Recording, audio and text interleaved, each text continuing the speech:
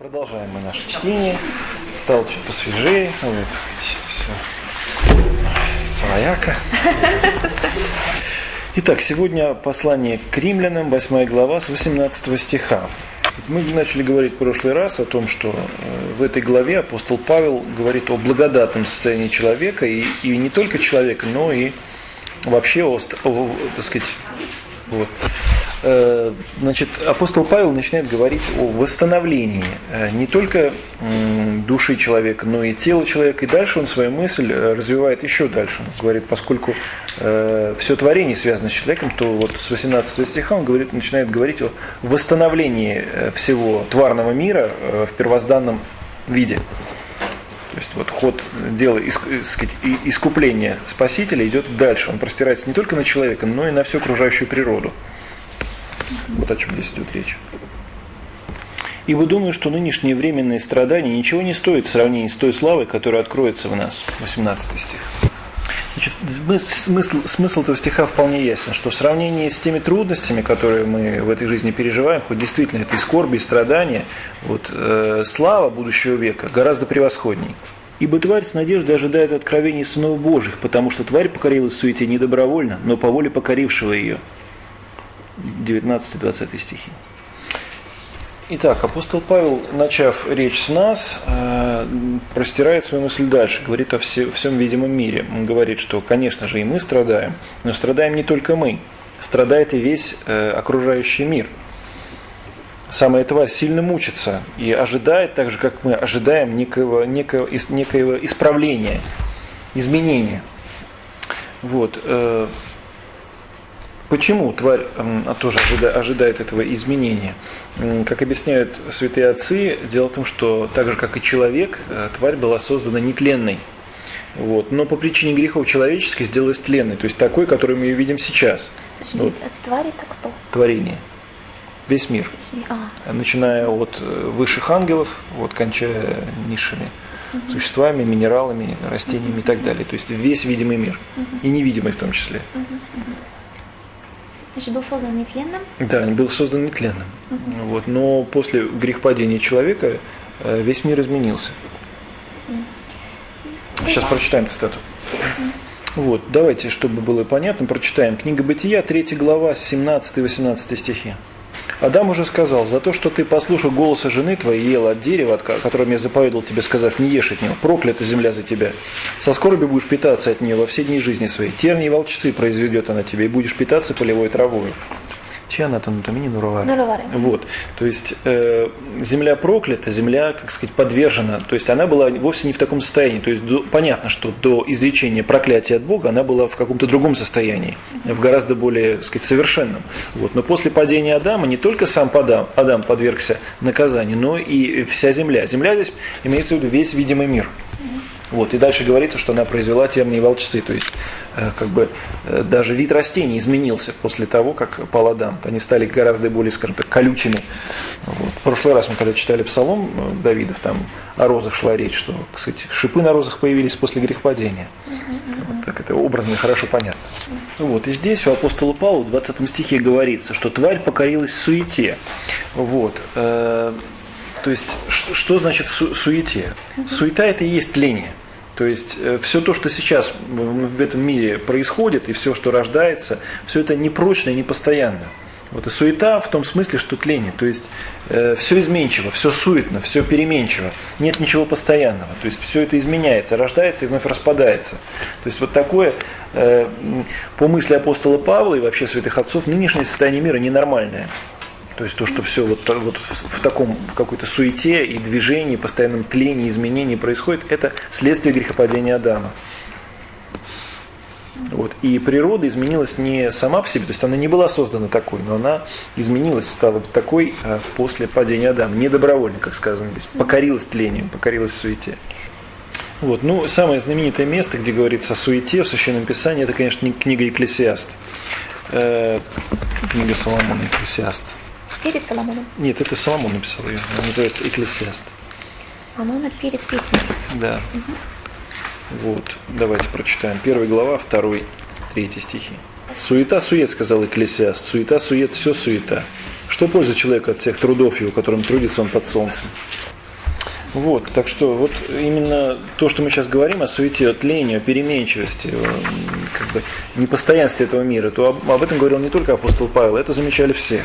Вот это замечал царь Соломон, собственно, кто и написал эту книгу «Экклесиаст». Вот, и в 20 стихе говорится, что тварь покорилась суете не добровольно, но по воле покорившего ее, то есть по воле человека.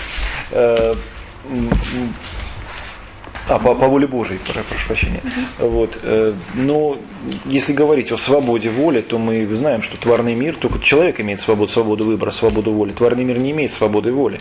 Вот. То есть здесь царство необходимости, а не выбора. Вот. Поэтому в каком смысле здесь говорится, что не волей? Не по своей воле. О чем здесь идет речь? Вот. В связи с этим понятно, что ее мог, так сказать, такому изменению мог подвергнуть природа не сама по себе, а покоривший ее, то есть Бог мог изменить природу в таком смысле. Но вот здесь святые отцы, как бы мнения их расходятся по поводу того, в каком же именно было состояние природы до падения человека.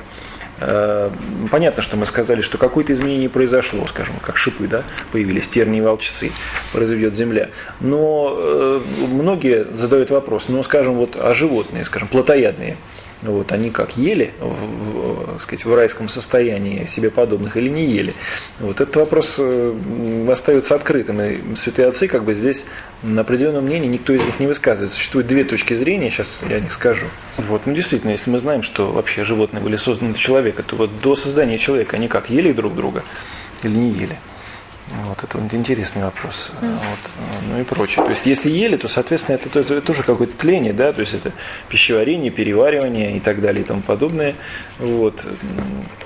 Был ли мир таким, или он был совершенно другим? Значит, группа отцов, которые считают, что мир был таким, то есть они считают так, что поскольку Господь провидел, что Адам падет, то мир был создан в состоянии соответственном падшему состоянию Адама. То есть мир был создан в таком состоянии, который был как бы предуготовлен к падению Адама, чтобы потом, как бы после падения и поражения Адама, мир не был в более светлом состоянии, чем и Адам. То есть как бы заранее он был в таком уже несколько траурной одежде, как бы был создан. Вот, то есть вот такое мнение существует. Но если принимать такое мнение, то возникает один существенный вопрос. Мы знаем, что смерть пришла после греха. Грех совершил Адам. То есть после творения человека, соответственно, до творения Адама, до 6-го дня, вот, в предыдущие 5 дней творения, безусловно, греха никакого не было. Если не было греха, значит не было и смерти. Если не было смерти, значит никто никого не ел. Вот. То есть вот в этом смысле эта точка зрения, она вот как с богословской точки зрения, она вот очень такая уязвимая. Вот, то есть, как понимать, была ли смерть? Если смерть уже была в мире, тогда, значит, она не следствие греха. Вот, а если ее не было, значит, не было плотоядных животных. И вообще не было никаких процессов распада. Вот, то есть, тут ничего связанного с тлением не было. Вот.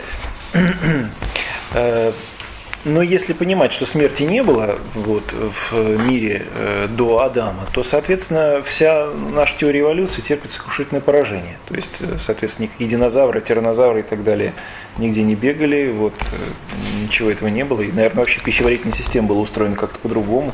Вот, то есть мир был совершенно другим. Вот, если принимать богословскую точку зрения. Поэтому никто из отцов, в общем-то, прямо и точно не отвечает, что мир был другим, или, скажем, как были устроены животные. Мы этого не знаем. Вот. Но, исходя из слов апостола Павла, по всей видимости, все-таки, если смерти в мире до Адама не было, мир находился в более таком блистательном состоянии. И, скажем, я не знаю, как это лучше сказать. Да, действительно, он был совершенно другим, более совершенном состоянии. И вот с моментом падения Адама мир изменился в худшую сторону. Вот, и ожидает восстановления в прежнее состояние вместе с восстановлением человека. Вот. Давайте еще одно место прочитаем. Книга Бытия, 1 глава, 30 стих. «А всем зверям земным, всем птицам небесным, всякому гаду, пресмыкающемуся по земле, в котором душа живая, дал я всю зелень травную в пищу». Если все животные были в то время травоядными, как вот поедание растений считается смертью растений или как? Вот. Поэтому тут как бы определенного ответа на этот вопрос, в каком состоянии был мир, трудно сказать. Вот Блаженный Феодорит говорит так, например, говорит: научает здесь апостол, что вся видимая тварь получила в удел естество смертное, потому что Творец всяческих провидел преступление Адама и тот смертный приговор, который будет на него произнесен. Не знаем мы. Вот. Он считает, что как бы уже изначально была сотворена природа такой, потому что, например, вот мы читаем, что вот питались они травой, ели растения. Но растение тоже живое существо. И апостол Павел, как видите, прямо не отвечает на этот вопрос, в каком именно было состоянии природа, но говорит, что она была в любом случае в состоянии лучшем, потому что здесь, в нынешнем состоянии, она в рабском состоянии, она покорена суете, покорена тлению. Что и сама тварь освобождена будет от рабства тлению в свободу славы детей Божьих, 21 стих. Вот. Как видим, во всех этих 3 стихах апостол Павел ставит в точное соответствие состояние нынешней природы и состояние человека. Человек пала природа, человек будет восстановлен, восстановится и природа. Вот. А поскольку мы знаем, что Господь, осуществляя вот это восстановление человека, возводит его на гораздо более высокую ступень, чем был первозданный Адам. Об этом мы подробно читали в первой половине 8 главы, что очень многие благодатные дары, которых не имел Адам, получает человек благодаря Христу, то, соответственно, надо понимать, что и природа, какой бы она ни была сотворена прежде Адама, после полного восстановления человека будет восстановлена в гораздо большей славе. Но здесь об освобождении говорится. Вот как мы прочитали в 21 стихе, тварь будет освобождена от рабства тлению. Вот, рабство тления, то есть она станет нетленной. Соответственно, все процессы, связанные с тлением, то есть с едой, с пищеварением и так далее, их не будет. Вот. Но вот как представить, что это будет за мир, в котором не будет ничего тленного? Трудно себе, наверное, такое представить. То есть, если говорить, не знаю, как это можете перевести языком физики. Вот. В этом мире господствует закон энтропии, то есть здесь все распадается, здесь ничего как бы не упорядочивается, наоборот, разупорядочивается. Вот. Соответственно, в том мире, в котором все будет восстановлено, не будет этих процессов. То есть никаких процессов разрушения, распада в принципе не будет. То есть все будет в постоянном, нетленном состоянии. Наверное, мы себе такое представить с трудом можем, что это значит. Вот. Почему я так часто говорил о восстановлении? Дело в том, что на основании вот этих слов апостола Павла святой Максим, исповедник, создал учение, очень интересное богословское, где говорится о том, что все те последовательные этапы разделения, которые человек прошел в начале, все это будет как бы воссоединено в конце. О чем я говорю? Значит, он говорит так, это кратко, без подробностей. В момент грехопадения человек отделился от Бога. То есть тварный мир отделился от мира божественного. Это первое разделение. Далее от человека отделилась внешняя природа. Все те звери, которые были ему дружественны, стали ему враждебны. То есть все творение стало враждебно человеку. Здесь произошло разделение. Далее человек разделился сам в себе, стал враждовать с себе подобными. И, наконец, в человеке разделилась душа и тело. То есть он умер. Вот. Когда пришел Господь, Он восстановил все это, стал восстанавливать. То есть сначала Он воссоединил душу с телом, то есть Он воскрес, победил смерть своим воскресением. Далее, благодаря созданию Церкви Христовой, мир стал объединяться, то есть люди стали соединяться в едином теле Христова, в Церкви. Произошло восстановление рода человеческого. И далее, пока еще не завершенные задачи, которые постепенно завершатся уже в будущем веке, это объединение человека с прежде враждовавшей природой, то есть о чем здесь говорит апостол Павел, о восстановлении творения. И в конце концов, во время второго пришествия Христова, воссоединение всей природы с Богом. То есть мир станет вновь единым и целостным. То есть вот такое вот учение Максима Исповедника на основании вот того, что тех 3 стихов, которые мы с вами здесь прочитали. Мир становится целостным с Богом. Да. То есть человек как бы всю природу принесет Богу. Вот, и она опять получит дар бессмертия по благодати. Не по природе, естественно, а по благодати, потому что Бог дарует ее. Можно просто святой Максим. Да, святой Максим, конечно. Таким образом можно сказать, что если на всю 8 главу так глянуть, человек, который принимает крещение, который входит в церковь, он тем самым вливается в общее дело восстановления этого мира, который начал Христос. Вот, то есть это не крещение, вход в церковь, это не только частное дело каждого человека, не только дело спасения личной его души, вот, но в целом это вклад в дело восстановления всего мира, который вот претерпел такое вот печальное падение и разрушение. ибо знаем, что вся тварь совокупно стенает и мучится до ныне. 22 стих. Вот апостол Павел здесь говорит о стенаниях и мучениях. Значит, по мысли Иоанна Златоуста, здесь как бы вообще в этих стихах, поскольку по его мысли внешняя природа не имеет никакого сознания, то здесь речь идет о олицетворении.